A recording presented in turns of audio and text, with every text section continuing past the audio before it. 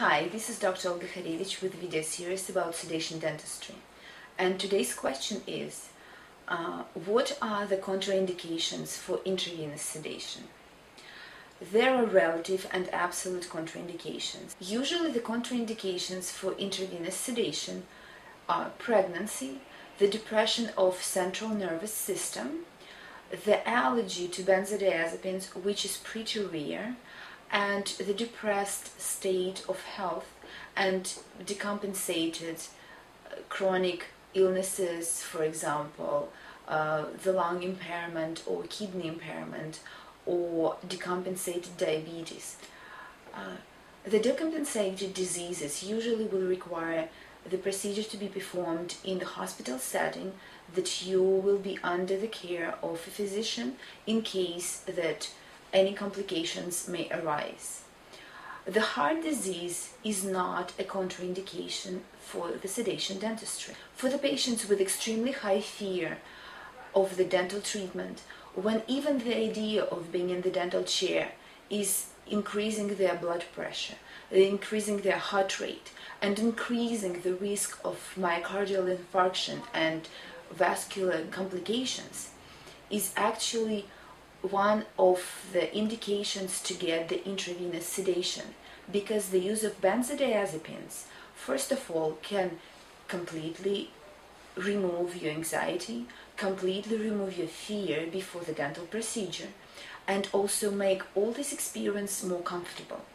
And during the conscious sedation, you will be monitored with pulse oximeter, with the manometer, so your blood pressure, your heart rate, and your oxygen level of saturations will be highly monitored. So for the patients who have high blood pressure and for the patients who have extremely high fear of dental treatment, we recommend intravenous conscious sedation.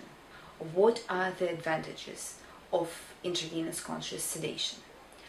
Intravenous conscious sedation is a great tool for the patients who do not want to remember their experience in a dental chair, basically due to partial or complete memory loss thanks to the beauty of benzodiazepines. For the patients who experience extremely high gag reflex, benzodiazepines during the intravenous sedation can tremendously decrease this unpleasant experience. For example, if you need some procedures to be done on the upper jaw and on the palate, the intravenous conscious sedation can make this experience more pleasant due to the fact that the intravenous conscious sedation makes relaxed the palate tissues and decreasing the gag reflex. In comparison to general anesthesia, the intravenous conscious sedation has more advantages because the patient is alert and having a twilight sleep.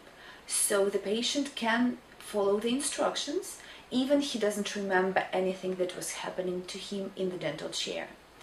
And the risk of complications in comparison to general anesthesia is much less. And the airway, which is usually a huge issue during the general anesthesia, the airway are not compromised and you won't need any intubation or any involvement. One of the greatest advantages of intravenous conscious sedation is that the degree of amnesia and comfort during this procedure is much higher in comparison to oral sedation or inhalation, for example, nitrous oxide.